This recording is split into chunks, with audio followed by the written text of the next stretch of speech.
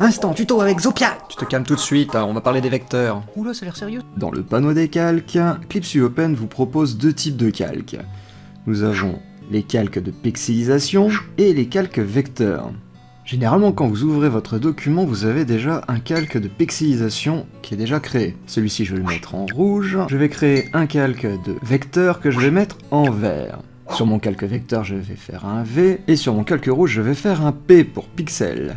Pour le moment, j'ai utilisé le même crayon, mais vous ne voyez aucune différence. Pourtant, il y en a une énorme. Par exemple, je sélectionne les deux calques, je fais un CTRL-T, je réduis mes calques, je valide, je refais un CTRL-T, j'agrandis mes calques, et je valide. Voilà, maintenant vous voyez la différence. C'est qu'en gros, si jamais j'ai envie de rétrécir et d'agrandir mon calque, on voit bien que le pixel est affecté, mais le vecteur reste intact. Les calques vectoriels ne comportent que des traits, donc si jamais j'ai envie de remplir avec un pot de peinture, ça marche pas. Par contre, si jamais je prends un calque pixelisé, eh ben y a pas de problème, je peux remplir avec un pot de peinture. Bon d'accord, ça c'est un inconvénient, mais là je vais vous présenter quelque chose qui a beaucoup plus la classe quand même. C'est l'outil gomme vecteur. Donc si jamais je suis sur le calque de pixelisation, hop, on voit bien que ça ne gomme uniquement qu'une partie. Donc normal, c'est une gomme.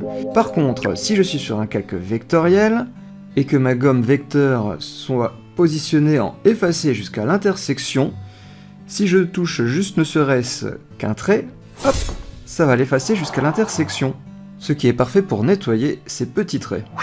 Et attention, ne pas confondre gomme avec couleur transparente. Je m'explique. Sur le calque vert, je suis avec la gomme vecteur, y a pas de problème, je clique, appuie. Si je clique sur le calque jaune, je vais utiliser un de mes brushes, qui est un crayon, je vais le demander de le passer en couleur transparente, et là je vais essayer de gommer cette partie, et on va me dire bah ouais c'est pareil quoi. Non non non, ce n'est pas pareil. Si je prends l'outil opération, objet, je peux sélectionner mes traits de mon calque.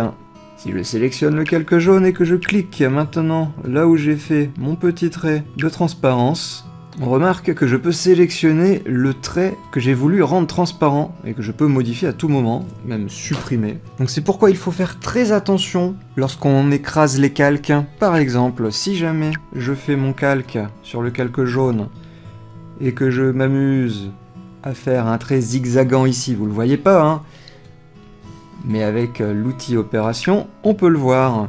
Et bien si je veux combiner au calque inférieur, mon trait transparent affecte mon dessin vert. Si ce petit problème t'arrive et que tu aurais voulu trouver une solution, utilise l'opération objet pour sélectionner avec majuscule, hop, tous les traits que tu aimerais récupérer. Tu fais un CTRL-X, CTRL-V, et voilà, tu restes sur le même calque et il apparaît au premier plan. Ce qui est agréable aussi avec un trait vectoriel, c'est que tu peux modifier à tout moment ces informations. Par exemple, j'aimerais bien changer le brush que j'ai utilisé pour utiliser par exemple le crayon le plus sombre. Pour ce faire, il faut d'abord que Clipsuopen sache quel crayon que j'aimerais switcher. Alors du coup, pour ce faire, hop, dans le propriété de l'outil, vous avez la petite clé ici, donc hop, je clique, et dans forme du pinceau, il y a la possibilité d'enregistrer comme pré-réglage. Clip. Et voici crayon plus sombre dans mes pré-réglages. Je prends l'outil opération, objet, je sélectionne mon trait, et comme vous pouvez voir ici, il y a forme du pinceau. Hop, on clique dessus, et on peut demander de cliquer sur crayon le plus sombre. Alors pour ceux qui l'ont peut-être pas, c'est vraiment là-dedans, forme du pinceau, il faut absolument que le petit œil soit coché. Ça se peut que chez vous c'est décoché, donc il faut cocher l'œil qui est là, pour qu'il puisse apparaître ici.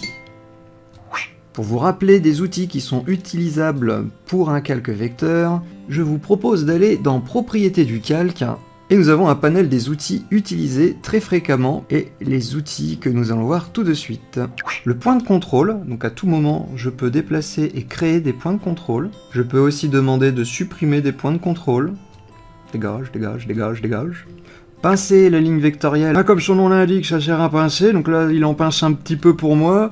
et si jamais je le mets en max, il en pince beaucoup pour moi. Si jamais mon trait est un petit peu rempli de points, je vais pouvoir le simplifier la ligne. On peut voir qu'ici j'ai plein de points. Hop. Elle n'est plus beaucoup. Relier ligne vectorielle. Là voyez-vous, je me suis amusé à découper la petite ligne, et je vais essayer de faire un énorme relier de ligne. Hop, là, bam. Voilà. Là, moins, la ligne est de nouveau une ligne continue. Corriger la largeur de ligne. Alors par exemple, si j'ai envie de l'affiner, alors c'est un petit peu de trop, voilà. Dès que je vais cliquer, ça va affiner de 1,8. Ici par exemple, là, voilà. Donc si c'est peu, on peut augmenter. On peut demander là. Bien sûr, on peut faire l'inverse, augmenter la largeur. Je veux que ce soit plus gros. Ouais, j'ai un petit peu de trop ça. Alors l'outil de redresser la ligne, bah, par exemple là tu vois, bah, c'est pas très bien quoi, donc on va essayer de refaire mon trait, voilà. Voilà, j'ai redressé ma ligne. Redresser largeur ligne vectorielle, alors ça c'est pour ceux qui ont bien sûr un stylet, et c'est selon la pression, hop, j'appuie fort, j'appuie légèrement, j'appuie fort, ça va redessiner la largeur ligne vectorielle. Bon, moi je crois que t'es assez calé pour les calques vecteurs, maintenant éclate-toi bien. Désabonne-toi dès à présent, retire le like si ça a déjà été fait. Par contre, rejoins le serveur Discord. C'est le serveur Wizard. Le lien est dans la description. Ah bon, y a un lien ici? Ah ouais,